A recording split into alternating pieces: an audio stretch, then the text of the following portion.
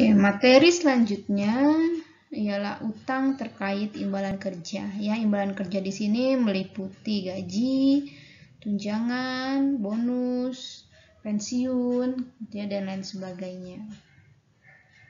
Saat pembayaran gaji dilakukan, entitas diwajibkan untuk memotong pajak penghasilan dan iuran-iuran lain yang sesuai dengan ketentuan dan perjanjian yang ada. Misalnya pada saat membayar gaji, nah entitas itu harus memotong pajak penghasilan karyawan, ya, PPh 21 seperti itu, ya. Nah, terkait dengan gaji ini sebetulnya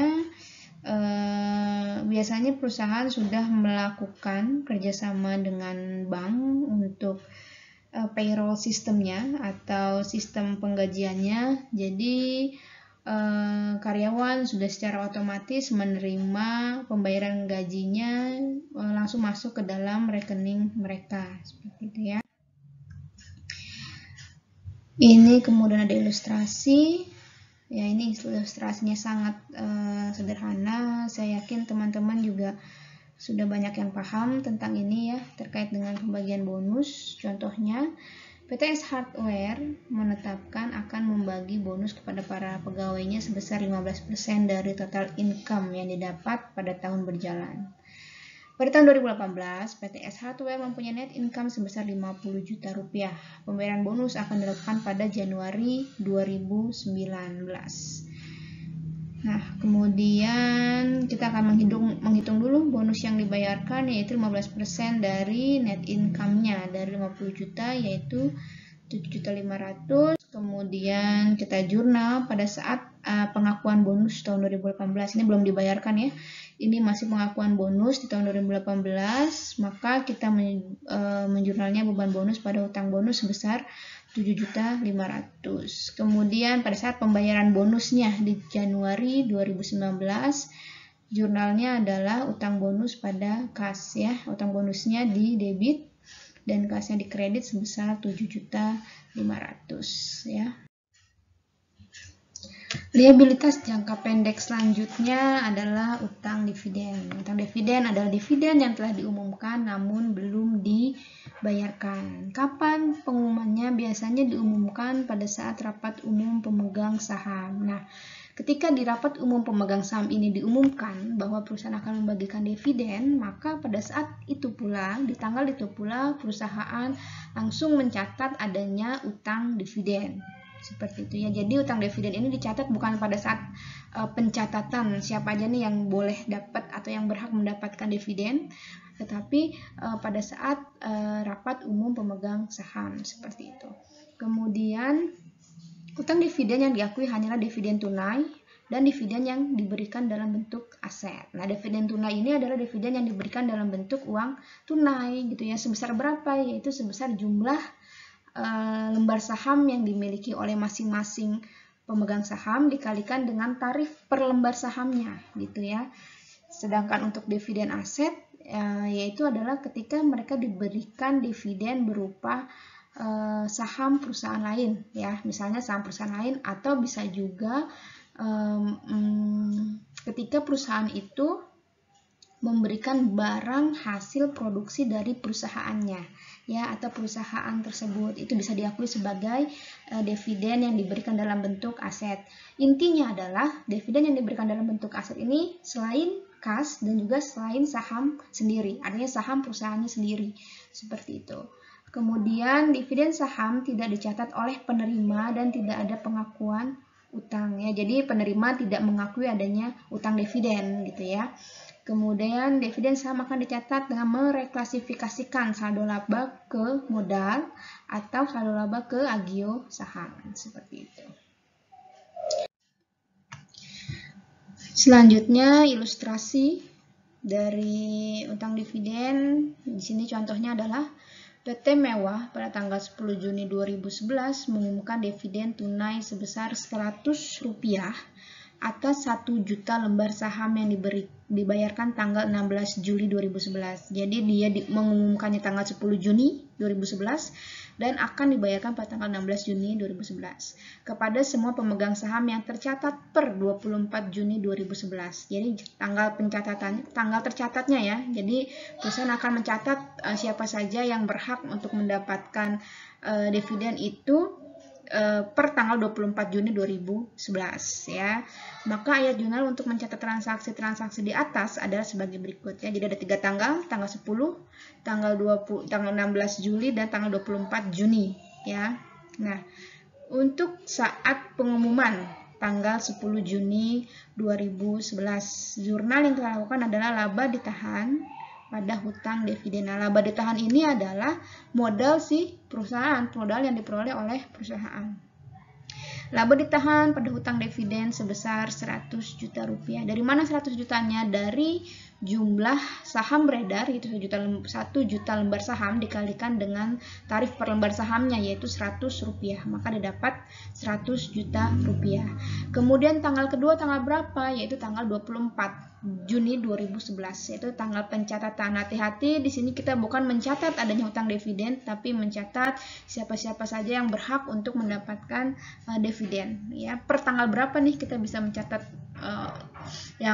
pemegang saham yang berhak untuk mendapatkan dividen. Nah, di sini kita tidak perlu melakukan jurnal. Kenapa? Karena hutang dividennya masih sama, masih di 100 juta rupiah.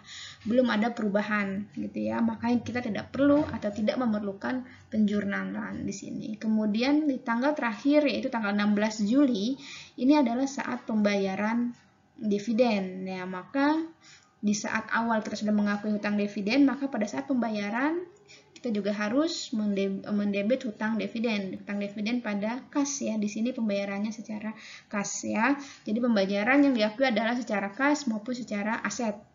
Pembayaran secara saham sendiri itu tidak bisa diakui sebagai pembayaran hutang dividen ya. Jadi hutang dividen pada kas sebesar 100 juta rupiah. Liabilitas jangka pendek terakhir yang akan kita bahas pada pertemuan ini adalah utang pajak pihak ketiga gitu ya. Jadi entitas selain dia membayar pajak gitu ya, entitas juga diwajibkan untuk memotong pajak atas penghasilan yang diterima oleh pihak lain. Misalnya apa? Misalnya PPh pasal 21, memotong pajak untuk atas gaji karyawan gitu ya. Kemudian misalnya ada juga penghasilan yang diterima wajib pajak luar negeri, PPh pasal 26. Kemudian ada juga jasa, kemudian sewa, royalti gitu ya, terus apa bunga gitu, itu ada di PPh pasal 23.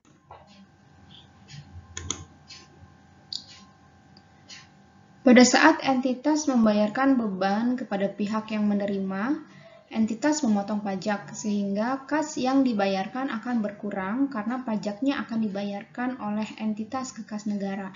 Jadi misalnya gini, perusahaan membayarkan gaji karyawannya ya. Pada saat itu juga perusahaan memotong gaji karyawan itu ya berdasarkan PPh 21.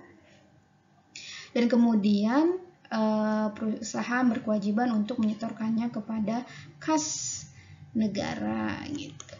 Kemudian jika pembayaran pajak tidak dilakukan bersamaan dengan pembayaran kepada pihak ketiga, maka akan timbul utang pajak penghasilan ya, karena memang pada saat kita memotong tidak langsung kita melakukan pembayaran atau tidak langsung kita laporkan, makanya muncullah yang namanya utang pajak penghasilan. Kemudian kita masuk ke ilustrasi.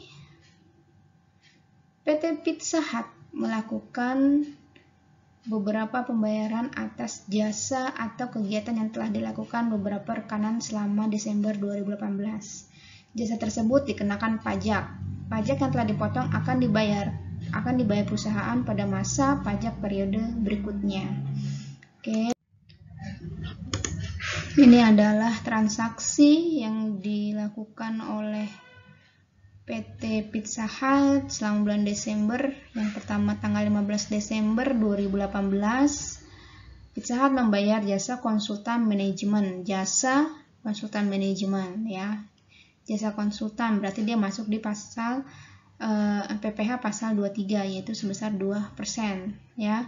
Membayar jasa konsultan manajemen sebesar 80 juta. Kemudian tanggal 20 Desember 2018 membayar gaji pada seorang konsultan asing. Ya, ini konsultan asing gaji. Konsultan asing berarti kita pakai yang PPh pasal 26 sebesar 20%. Yaitu 50 juta dikalikan dengan 20%. Kemudian tanggal 30 Desember 2018 membayar bunga kepada PT KFC atas utang sebesar 100 juta rupiah yang jatuh tempo tahun 2019. Bunga 10% dibayarkan tahunan setiap 30 Desember. Bunga ya. Bunga berarti ini ada di pasal 23 ya, PP pasal 23 sebesar 15%. Gitu. Kemudian kita lihat jurnalnya ya. Yang pertama membayar jasa konsultan, berarti ada biaya di depannya, biaya atau beban administrasi di sini ya, beban administrasi pada utang PPh dan kas. Utang PPh 23 nih ya. Kalau utang PPh harus ditulis PPh berapa ya, biar nanti kita gampang nih untuk menghitungnya di akhir gitu ya. PPh 23 1.600.000. Nah, ini yang tadi dibilang bahwa kas yang dibayarkan akan berkurang ya, bukan 80 juta tetapi 78.400.000. Tapi perusahaan punya kewajiban lain, yaitu menyetorkan 1.600.000 ini ke kas negara gitu ya. Jadi sebenarnya ya sama aja nih ya. Dia dapat dia bayar kas 78, tapi dia punya kewajiban untuk menyetorkan ke negara sebanyak 1.600.000 ya. Jadi 1.600.000 ini dari 2% dikalikan dengan 80 juta. Oke, lanjut di tanggal 20 Desember 2018. Membayar gaji ya. Kalau membayar gaji pasti ada yang namanya beban gaji. Ya, beban gaji pada utang PPh. Ini kan proses pembayarannya, tidak ada utang gaji lagi ya. Di beban gaji pada kas. Nah, karena dia harus memotong PPh, maka beban gaji utang PPh dan kas. Utang PPh-nya PPh 26, 20% dikalikan dengan 50 juta. Jadi 10 juta dan kasnya 40 juta ya. Kasnya lebih kecil tapi punya kewajiban lain untuk menyetorkan ke negara. Kemudian tanggal 30 Desember membayar bunga PT KFC sebesar 10%. 10% dikalikan dengan bunga 10% dibayarkan setiap tahun. Nah, beban bunganya berapa nih? Ini kan bunganya membayar bunga 100 juta. Beban bunga 100 juta pada utang PPh 23. Utang PPh 23-nya berapa ini? 15%. 15% berarti 15% dikalikan dengan 100 juta. Ya, dapatlah 15 juta dan kasnya 85 juta. Jadi beban bunga pada utang PPh 23 dan kas ya. Oke, mungkin itu aja yang saya sampaikan pada pertemuan kali ini. Terima kasih atas waktunya. Terima kasih sudah menyimak video dari awal sampai dengan akhir. Jika ada pertanyaan silahkan dikomunikasikan di grup WhatsApp kita atau bisa langsung email ke saya di endah.akuntansi@polonila.ac.id. Sekali lagi saya ucapkan terima kasih. Sampai bertemu lagi di pertemuan berikutnya. Assalamualaikum warahmatullahi wabarakatuh.